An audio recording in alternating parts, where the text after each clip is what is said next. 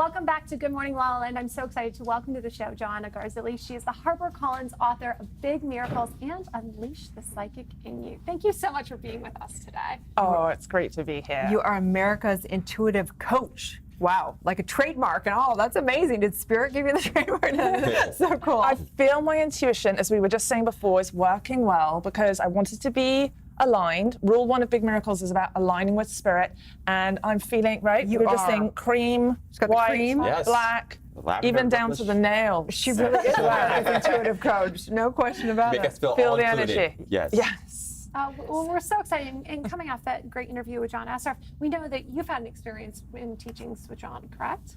John is amazing. When I first came out to the States, I'd seen The Secret, obviously, which was a global phenomena, and there were many great teachers in The Secret, but John was the one who really stood out to me. Then I became obsessed by vision boards because of what he shared in that. And then he started this coaching program back in the day, it was 2007, called One Coach. And so I joined One Coach, and I used to get on, it was amazing, I used to get on all the calls with him. America's Intuition Coach, that whole brand came out of coaching with John. There is no way I would have done Unleash the Psychic in You. I wouldn't have done this book if I had not had the foundation of coaching with him. And one of the best things that happened at a live event I went to was we had to break through this board, which was terrifying because I grew up watching martial arts and Bruce Lee, but this idea of breaking through the board, going past what you think is possible, which ties into the inner side. And I wrote on there that I would be published and have all these things happen, which I hadn't done at that point. I broke perfectly through the board, and so it's amazing. So I feel like it's really come a full circle to get to be here today with someone who is a hero for me. I love it, right? For me as well. I'm a raving for fan of John. So let's talk about you. And what is, first of all, I want you to define, just for the audience, what is an intuitive versus like a psychic, and then how you consider miracles come about through intuition. Yes.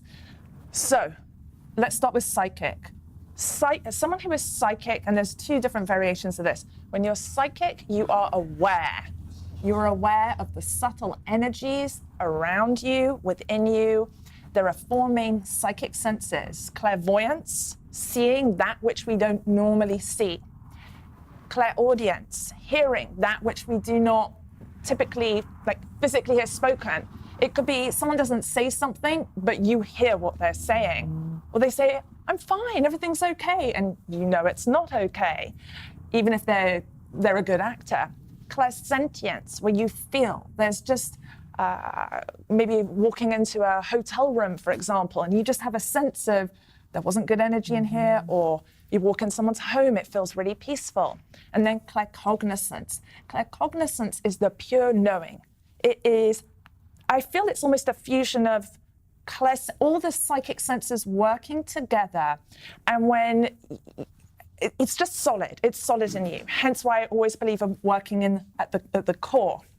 So clairvoyance, clairaudience, clairsentience, claircognizance. Now you also have psychic mediumship, which is more rare, because I believe everyone is psychic. Sure. We all have intuition. It's a muscle. So with mediumship, that is where we communicate with loved ones on the other side, and we have that ability to tune in. A lot of the time you will know a loved one is coming through because they will bring a flower, a scent, a song, A butterfly. Yes. Or sometimes heirlooms, family heirlooms, watches, cups and saucers I've had. Tea is a very common one if someone has ancestors or loved ones that have passed over who are from Europe, England, Scotland in particular. How about money? I'd like them to bring money. Yes. When they bring money from the other side. That'd be nice. Yeah, do they write checks from heaven? Because that So, Joanna, tell us a little bit about how you've used your psychic and intuitive abilities and translated them into these books. So it took me a long time to really listen and grasp what Spirit was saying. So I understood all these things intellectually, but because I had a core of low self-esteem, very low self-esteem, I was confident on the outside, I would hear these things, sense these things, know these things, but not take action. So the way that I did start taking action was the ability when someone else needed help. I felt I could do something, I would guide them, something would come through from spirit, and then I would see people over and over getting what they wanted or finding peace, healing, and then I would start to follow through on the advice that I gave to other people that was coming through from spirit. That's what Rob does every time he gives advice to a client. He says, this is actually advice from me. Yes. It's true. Hilarious. Yeah, that's so true. Like You think 3 about that people, way. say for example, 3 people would come to me in a row and they would all have the same relationship issue. And maybe all be hairdressers, just random things like that. Well, don't you think it's interesting? Because like today we're talking about upsets. And I think that it's fascinating because a lot of times people will say, I'm upset about one thing in their life. And actually it's something totally different than what is really going on for them, right? So I'm sure for you, when people come to you, you help them get in touch with that? Or do you actually tell them what is they're upset about? So what I used to do years ago was I would tell people what they were upset about. But because I was telling them, they'd say they wanted to know, I would tell them what the issue was. And it goes back to what John was saying before. People, we have a resistance to change. So they wouldn't want to change. So now what I have found after years of doing this work is I see or feel or know what to do, but I ask the right question instead so that they can, That's so powerful. So When I started my powerful. coaching practice, I remember in the very beginning, people would hire me because they said, I want the truth. I want you to tell me the truth. And I remember believing them and then doing that and having this experience of like, but you asked me, you're paying me for this. I didn't like it. And so later I learned to ask questions. It's such a profound realization to have. I think the only time to share with someone is when they're really, really, really stuck and you know they are willing. They really do want to change. They're not just giving lip service to it. So I believe that the same thing you said, that everyone is intuitive and psychic at some level. I've had times when I've been very, very into my meditation practice and I've been able to walk in rooms and literally hear people's mind chatter. Like, I'm like, wow, I can hear everything. It's like bizarre what turns on. How do people turn on their intuitive abilities? Meditation is an excellent way, and I think it's not just this go sit on the mountaintop, get out to a retreat. That is very much a luxury in this day and age, and especially for people who have busy lives or who are parents. And so I like to focus on working meditations. My current working meditations are So doing American. laundry. Working meditation, yeah. Like with food, I remember first coming to America, I used to working on that. I'm eating my food, I'm enjoying it. I didn't know eating was a work. So, but for some people, I think spirituality, self-help, it used to be, oh, I can relax, I can do the spiritual stuff, and now it has become this thing. So I like the idea of integrating it. So for me currently, it's laundry, it's how mindfully I can unload the dishwasher. That may sound strange, but it brings me a lot of peace. My husband's day is better if I do that. Mine is my self-care ritual. It's literally the serums I put on my face, the face masks, the eye creams, and I do that like with intent, and that is like my meditation. I just love that. I feel like one of the things that's been most helpful for me is sort of applying this and not knowing it was called a working meditation, but it was basically the commitment to enjoy everything I do more. And I discovered that if I was really committed to enjoying everything more, I'd slow down, I'd let the thoughts go, and I would just enjoy the experience of whatever it was, whether it was laundry, whether it was cutting the grass.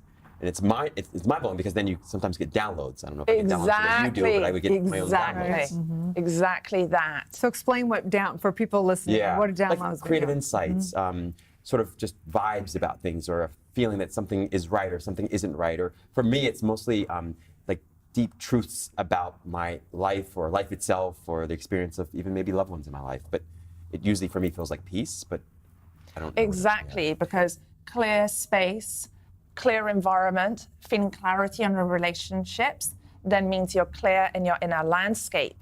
And then from there, one is getting all the answers one needs. That when we often hear the answers are inside of us, and they truly are if we can quiet everything enough. And I just think that with a less with a more, you could say, unconventional approach. I feel like spirituality is shifting just because we didn't have social media all these years ago and constantly being working devices and everything moving faster and faster. So we have to find different ways to find peace and moment to moment. Exercise as well, right? That is another, I feel everything is a meditation if life is a meditation. And that really was how my work evolved from doing deep psychic work into more of the, I feel the differentiation between psychic and intuition. Intuition is about a flow.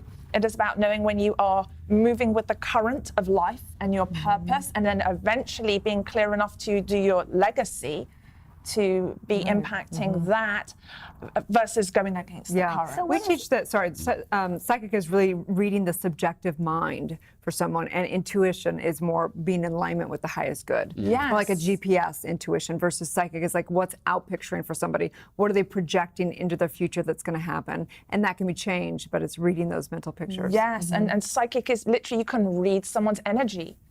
You can read their vibration. You can see, like with cartoons, where you can see the bubbles of words, of thoughts, you can start to see that stuff. Nice. Just incredible. So in your book, do you teach that for people, how to do that? So what happened with Big Miracles, I wanted to create something that was more mainstream, more practical spirituality, not so new age, not so out there, especially for people from England. They're like, oh, this psychic stuff, so weird. Well, that's my mum. Oh, Joanna, what do you mean a psychic? Because I used to work in corporate finance and film. And It's a bit of a quantum leap for her, yes. Yes. She's very intuitive. My dad's very intuitive too.